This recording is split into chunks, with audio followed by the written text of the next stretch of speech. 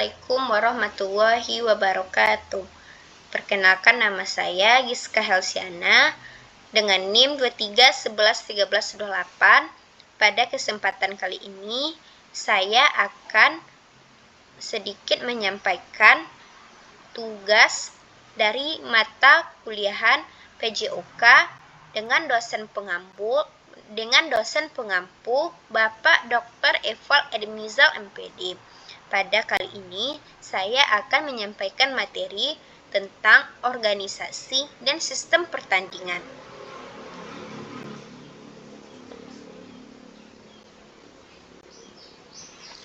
Organisasi pertandingan merupakan komponen yang terlibat secara langsung ataupun tidak langsung untuk dapat bersama-sama mewujudkan atau mencapai tujuan pertandingan.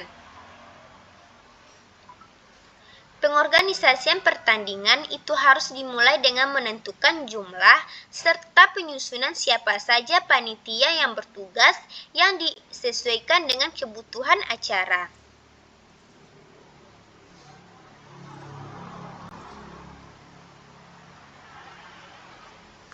Jenis sistem pertandingan. Jenis sistem pertandingan terbagi menjadi 4. Yang pertama adalah jenis secara umum. Jenis secara umum ini terbagi menjadi 9. Yang pertama adalah pertandingan tunggal. Pertandingan tunggal atau individu, peserta bersaing secara individu tanpa adanya tim. Contohnya seperti tinju, balap lari, dan sebagainya. Yang kedua, pertandingan tim. Peserta dibagi ke dalam tim dan setiap tim bersaing melawan tim lainnya. Contohnya permainan sepak bola, bola basket, dan bola voli. Yang ketiga, kompetisi eliminasi tunggal atau wugur. Peserta atau tim dieliminasi secara berurutan setelah kalah, biasanya digunakan dalam turnamen untuk menentukan pemenang akhir. Yang ketiga, liga atau kompetisi round robin. Setiap peserta atau tim berhadapan dengan semua peserta atau tim lainnya dalam serangkaian pertandingan. Pemenang ditentukan berdasarkan total kemenangan dan kekalahan. Yang kelima, turnamen ganda. Turnamen ganda, peserta berbentuk pasangan dan bertanding dilakukan antar pasangan. Contohnya meliputi ganda tenis atau ganda bulu tangkis. Yang ketujuh, round robin ganda.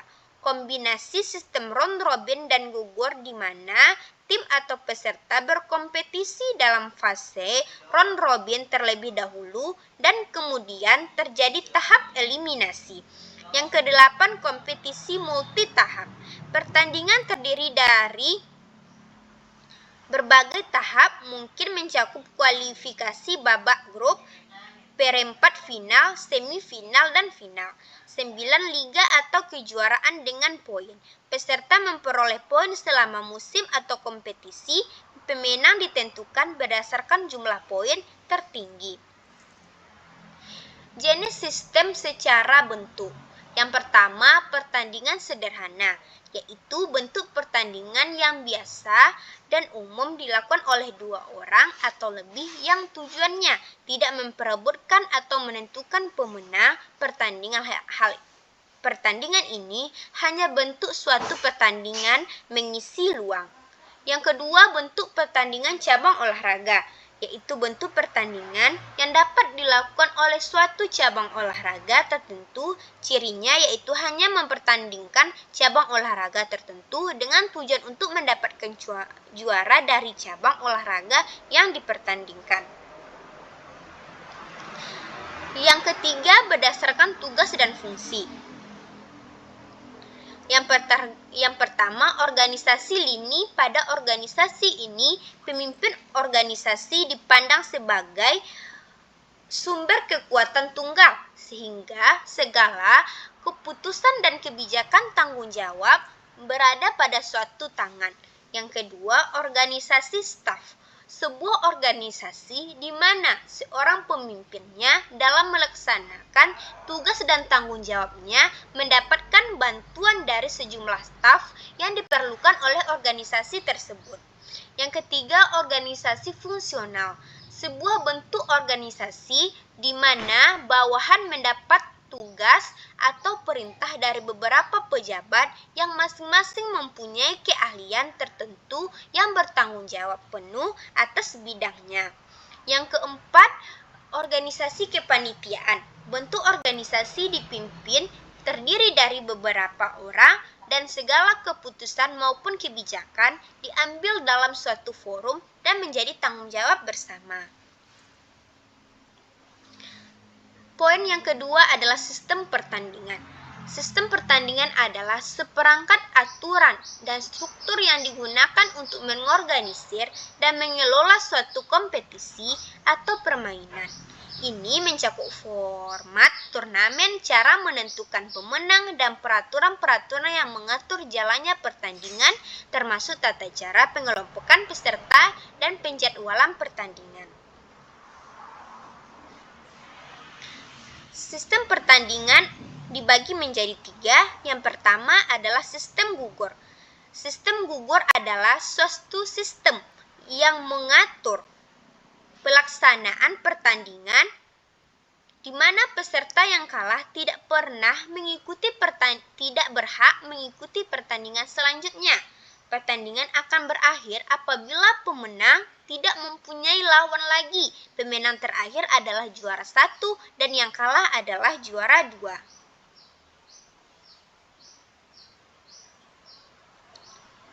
Dalam sistem pertandingan sistem gugur, keuntungannya yang pertama adalah dapat diikuti dengan peserta banyak. Yang kedua, menghemat waktu, biaya, dan petugas.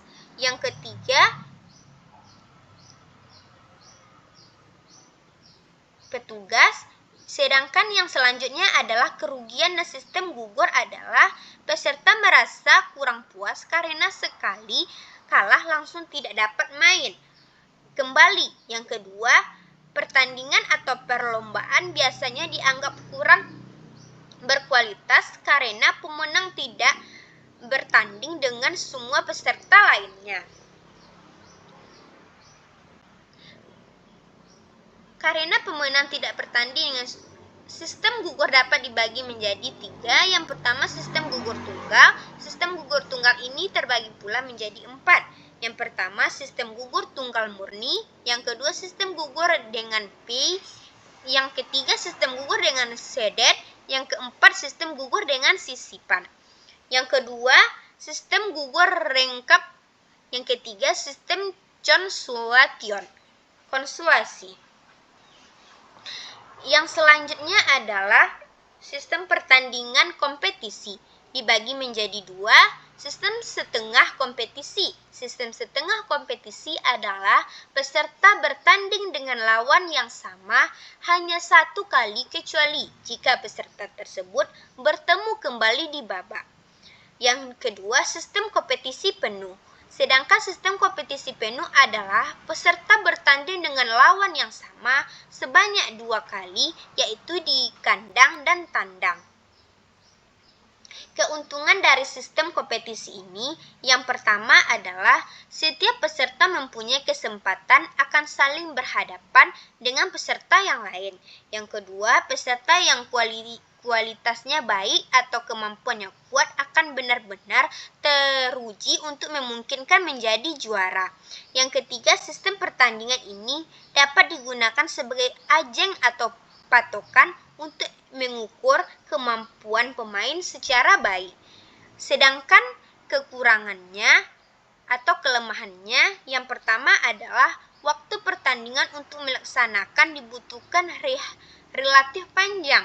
Yang kedua, memerlukan peralatan, biaya, lapangan, dan tenaga, serta sarana-prasarana lainnya yang dibutuhkan harus banyak. Yang ketiga, peserta yang lemah yang semula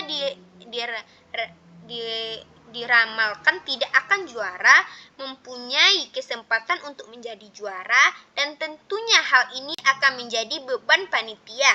Yang keempat, bagi peserta yang telah aman kedudukan dalam klasmennya, jumlah nilai bisa terjadi kasus main sabun atau suap atau tidak bersungguh-sungguh. Faktor-faktor yang harus diperhatikan dalam sistem kompetisi ada 5. Yang pertama, jumlah peserta tidak boleh terlalu banyak. Sedangkan yang kedua, apabila kualitas peserta dianggap berimbang atau rata. Yang ketiga, apabila jumlah yang diperebutkan bersifat daerah dan nasional. Yang keempat, apabila ingin mengetahui ranking secara keseluruhan.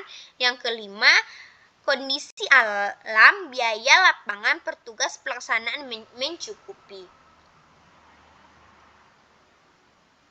Sedangkan yang ketiga adalah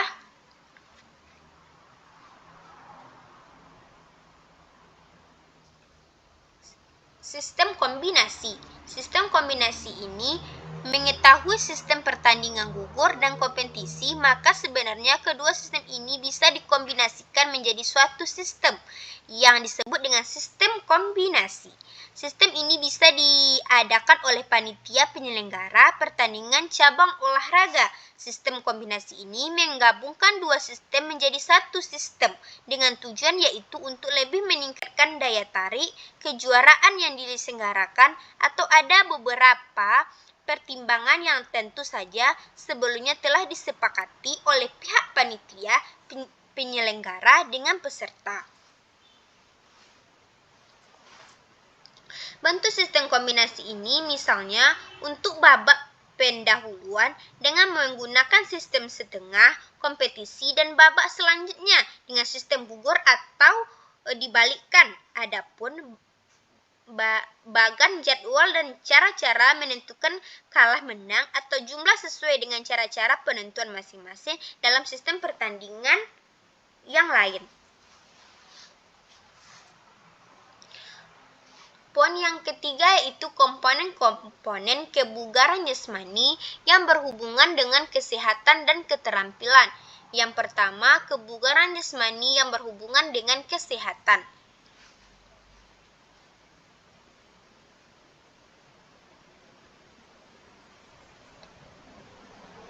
Komponen ini berkaitan dengan kemampuan tubuh dalam menjalankan fungsi fisiologisnya secara optimal serta mencegah penyakit. Komponen ini penting untuk semua orang, bukan hanya atlet. Komponen utama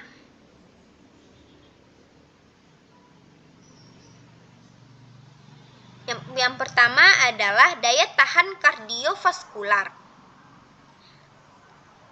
Kemampuan jantung, paru-paru, dan pembuluh darah dalam mendukung aktivitas fisik dalam waktu yang lama. Yang kedua, kekuatan otot. Kemampuan otot dalam menghasilkan tenaga maksimal dalam suatu kali usaha.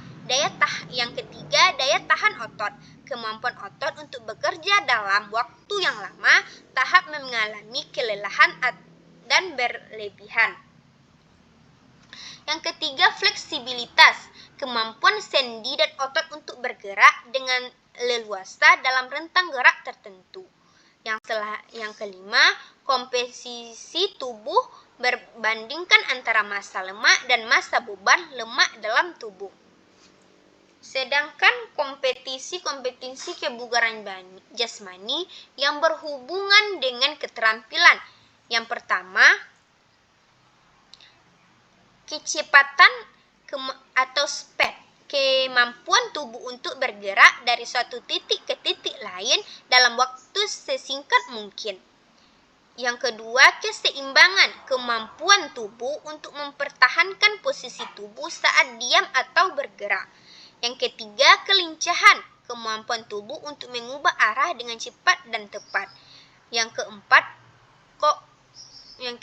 koordinasi, kemampuan untuk mengkoordinasikan gerak tubuh dengan baik seperti mata dan tangan atau mata dan kaki. Yang kelima, daya lemak, kombinasi antara kekuatan kecepatan dan menghasilkan tenaga maksimal dalam waktu singkat. Yang keenam, reaksi, kemampuan untuk merespon rangsangan dengan cepat. Poin yang keempat yaitu menentukan definisi dan manfaat aktivitas secara beratur. Yang pertama adalah manfaat fisik. Manfaat fisik yang pertama meningkatkan kesehatan jantung dan paru-paru, mengurangi resiko penyakit kardiovaskular seperti serangan jantung dan stroke. Yang kedua, pengontrolan berat badan. Membantu membakar kalori dan menjaga keseimbangan energi dalam tubuh. Yang ketiga, memperkuat otot dan tulang, meningkatkan kepadatan tulang dan mengurangi resiko osteoporosis. Yang keempat, meningkatkan fleksibilitas dan keseimbangan, mengurangi resiko jatuh dan cedera, terutama pada lansia. Yang selanjutnya, menjaga daya tahan tubuh, membantu sistem imun dalam melawan penyakit. Yang kedua, manfaat mental dan emosional. Meningkatkan interaksi sosial. Yang kedua, manfaat mental dan emosional. Yang pertama, mengurangi stres dan kecemasan. Aktivitas fisik merangsang pelepasan endorfin yang meningkatkan suasana hati. Yang kedua, meningkatkan kualitas tidur, membantu tidur lebih nyenyak dan mengurangi insomnia. Yang ketiga, meningkatkan rasa percaya diri, membantu seseorang merasa lebih baik tentang tubuhnya dan meningkatkan harga diri. Yang selanjutnya, mengurangi resiko depresi. Aktivitas fisik terbukti mampu mengurangi gejala depresi ringan hingga sedang. Yang poin ketiga, manfaat sosial. Yang pertama, meningkatkan interaksi sosial. Aktivitas seperti olahraga tim atau kelas kebugaran dapat meningkatkan hubungan sosial. Yang kedua, menumbuhkan disiplin dan kerjasama.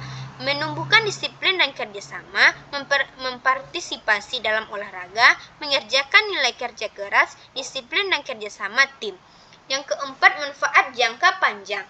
Manfaat untuk jangka panjang, yang pertama, mengurangi risiko penyakit kronis seperti diabetes tipe 2, hipertensi, dan beberapa jenis kanker. Yang kedua, meningkatkan harapan hidup. Orang yang aktif secara fisik cenderung memiliki umur yang lebih panjang dan berkualitas. Sedangkan poin yang kelima, menganalisis berapa banyak aktivitas fisik yang direkomendasikan bagi orang dewasa.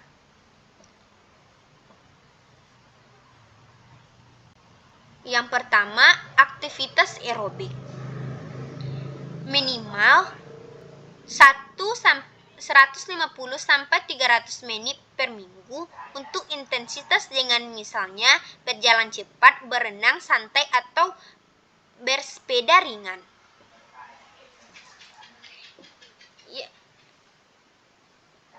Atau 75-150 menit per minggu untuk intensitas tinggi, misalnya lari, berenang cepat, atau bersepeda cepat. Yang kedua, latihan penguatan otot. Minimal 2 kali per minggu, fokus pada kelompok otot utama seperti kaki, pinggul, punggung, dada, perut, bahu, dan lengan. Bisa dilakukan dengan latihan beban, latihan menggunakan berat tubuh sendiri seperti push up, squat, atau latihan ketahanan lainnya.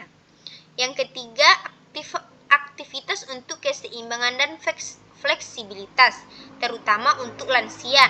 Latihan keseimbangan dianjurkan setidaknya 3 kali per minggu untuk mencegah jantung seperti yoga atau tai chi. Latihan fleksibilitas seperti peregangan dapat dilakukan setiap hari untuk menjaga rentang gerak seni. Analisis dan implementasi.